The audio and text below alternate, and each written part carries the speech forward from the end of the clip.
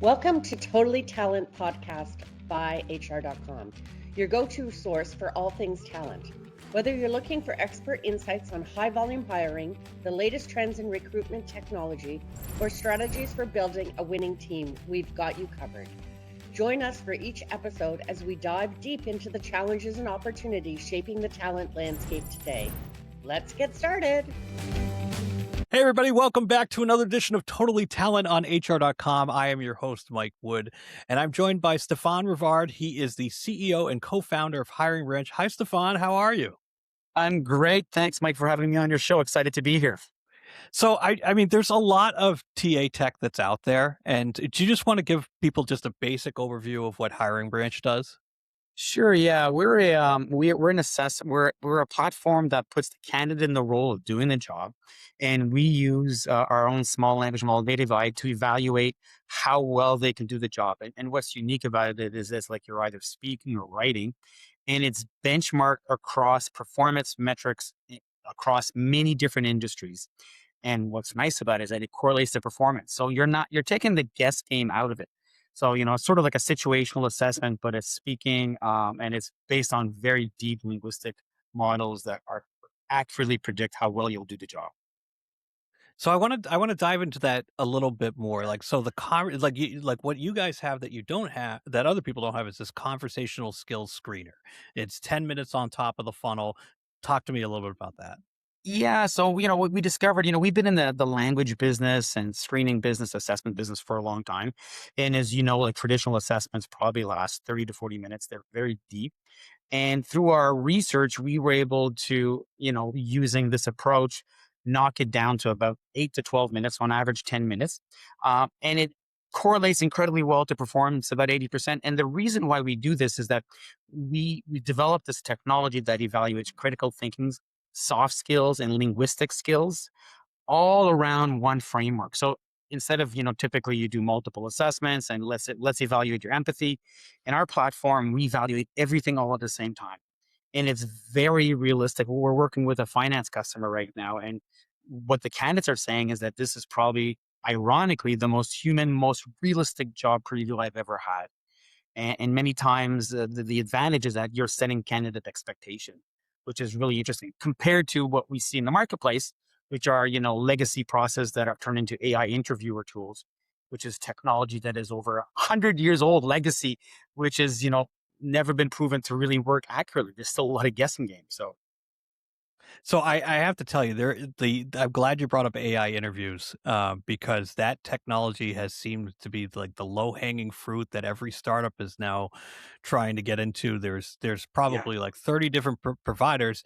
The problem I see is that yes, AI interviews should be taking over some of the process. It should be, especially screening. Like, if you can get rid of phone screening, great. But they all look like a wrapper around Chat GPT. And they all just look like they're using the existing technology, and they just threw a fancy name on it. And it's something that, like, let's say Microsoft or any of these, the big players will offer for free soon. Yeah, and I think, you could probably do it on yourself. Like, you could probably vibe code it with Claude Code, like, an interview tool. And it's and to your point is that they're all living on top of an LLM of some sort that you create prompts around. And as we know, like, all these LLMs are just phenomenal, but they're only good as the person who drives that machine.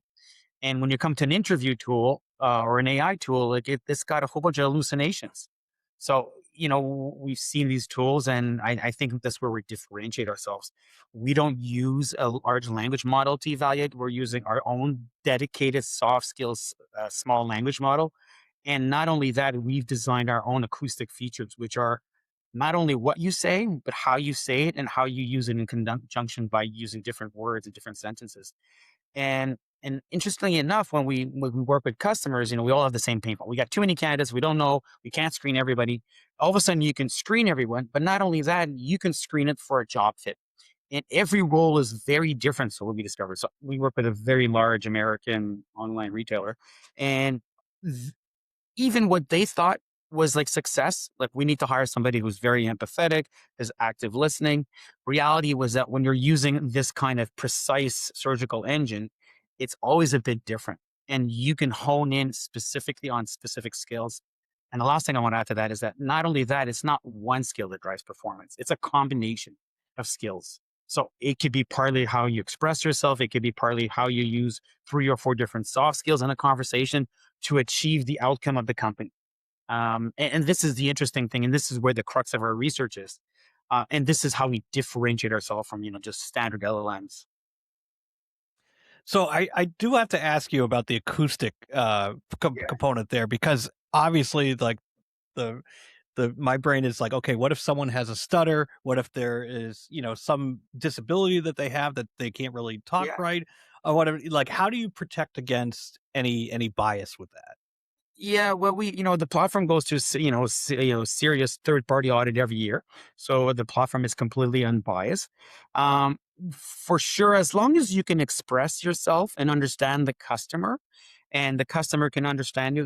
We have employees who have these disabilities, and it doesn't really affect the performance. Ironically enough, there it's really about concept and understanding the subject matter and be able to express and understand what the person you're talking to and express yourself. So even though you may have these different abilities, it doesn't really affect performance, which is the ironic part.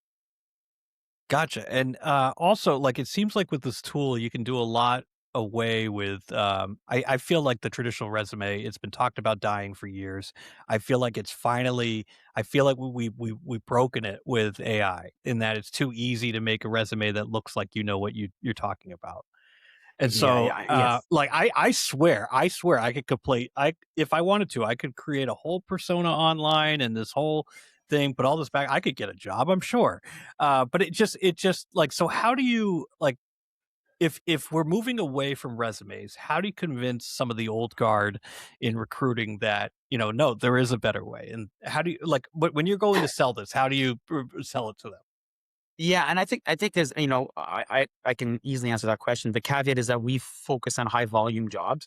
So if you're hiring, for I don't know, an accountant, there are definitely other tools you can use to help you because there are certain certifications. So if you're staying away for certifications and you're looking at what a typical enterprise needs to succeed, so we'll get customer facing roles, and most enterprises, 70% of the roles are customer facing. So it could be internally, it could be externally. And where the resume fails on that is that resume is just written words and keywords. And how do you know if someone who can really express themselves or communicate clearly, understand clearly based on these resumes? It really does fail. And interestingly, when you put a candidate in an environment where they can actually talk to virtual customers, be it in healthcare, finance, online retail, customer support, you're giving them a safe space to express themselves and demonstrate their skills. And this is really where the difference from a resume. Resume, everyone looks the same. As you said, click to apply. The LLM will automatically adapt your Yeah. resume for the job you're applying for. But that's not the reality if everyone has skill. And the example I've been using recently, we have an employee who does customer service. He is great with our customers. The customers love him. They know him by his first name. Uh, and I says, you should help me and, help do some business development. Your people. And he was uncomfortable doing that. And we put him in an AI role, which is a sales role, where you need to build rapport, you need to handle objections. And he failed.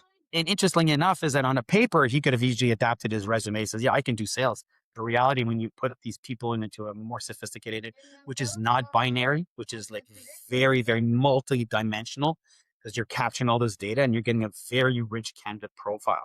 So I think that's where the resume is failing. And on top of that, what we're seeing is that our companies that use our platform after a while typically stop all interviews except for operational interviews, because then you're only interviewing people who have the skills, and they're finding people that they've never hired because of human bias or resumes that someone hasn't worked in a few years. So this is the fascinating thing. You're sort of democratizing the candidate experience. You're giving everyone a fair opportunity for the job. Yeah, I've heard that. That's been like the key selling point with a lot of the new tech that's out there is, it's not we're making sure that everybody at least gets a chance, and that's great. Yeah. Um, I I do have to mention to my listeners that I did see your team at the Transform conference, and they ran a fantastic karaoke night. It was a lot of fun, and so I miss seeing fun companies in the space that will do fun things. And so it was always good. It's always good to see. And so I will pay attention next time HiringBranch is going to be at any event, because I know that you guys are good. Yeah, we like to have fun. We always have innovative ideas and cool things to do.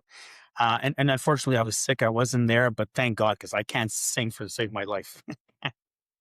No, But I and hear get out of and you're Vegas. I was in Vegas for 2 weeks. You don't want to be in Vegas sick. That's like the worst place to be sick.